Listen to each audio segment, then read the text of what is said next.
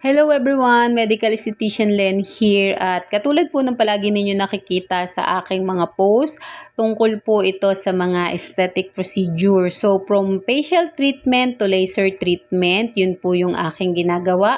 Meron po tayong facial of your choice, anti-acne, whitening, anti-aging at iba't ibang klase po ng facial na pwede po ninyong ipagawa. Depende po doon sa present skin condition po ninyo na ini-evaluate ko din po. Ganun din po, meron po tayong RF, may cavitation tayo, meron tayong collagen induction, meron pong laser treatment, tattoo removal, pigment, at yun dun po sa eyebrow, no? Yung sa mga tattoo ang kilay, nagtatanggal din po ako noon, nagbubura din po ako noon, carbon peel, Hollywood facial, marami pong procedure na pwede po ninyong pagpilian, depende po sa pangangailangan ng inyong balat at again, depende doon sa medical underlying condition ninyo. Kasama po yun doon sa evaluation po natin because hindi po lahat ay pwedeng gawin sa balat ng pasyente. Ganun din po yung edad ng mga estudyante because meron po akong mga patient na estudyante, may elementary, may high school, and also meron pong college. Mostly ngayon, elementary yung hawak ko, may 8 years old, may 9, 10, 11, 12, no?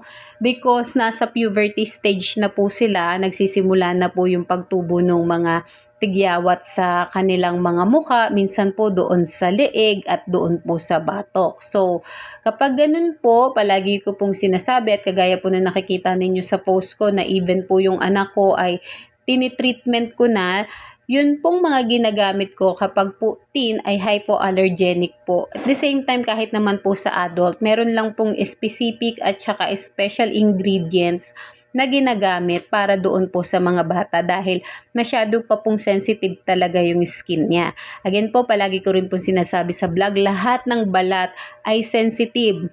Meron lang pong talagang tao na meron silang hypersensitivity. Kaya po, mas kailangan na maayos at maingat po yung pagbibigay ng mga topical doon sa mga taong merong hypersensitivity yung skin nila. Kasi meron din naman pong ibang skin diseases na nagkukos nun. Kaya sabi ko nga po kanina, depende kung ano yung medical underlying condition. Inaalam ko po yun bago po ako mag-suggest noong mga aesthetic procedure na pwedeng ipagawa ng patient. So, home service po ako. Pwede po kayong tumawag sa number, pwede kayong mag-text, pwede po kayong mag-message. At doon po natin gagawin yung mga pagsagot sa mga questions po ninyo, no? At the same time, mura lang po yung singil ko, affordable.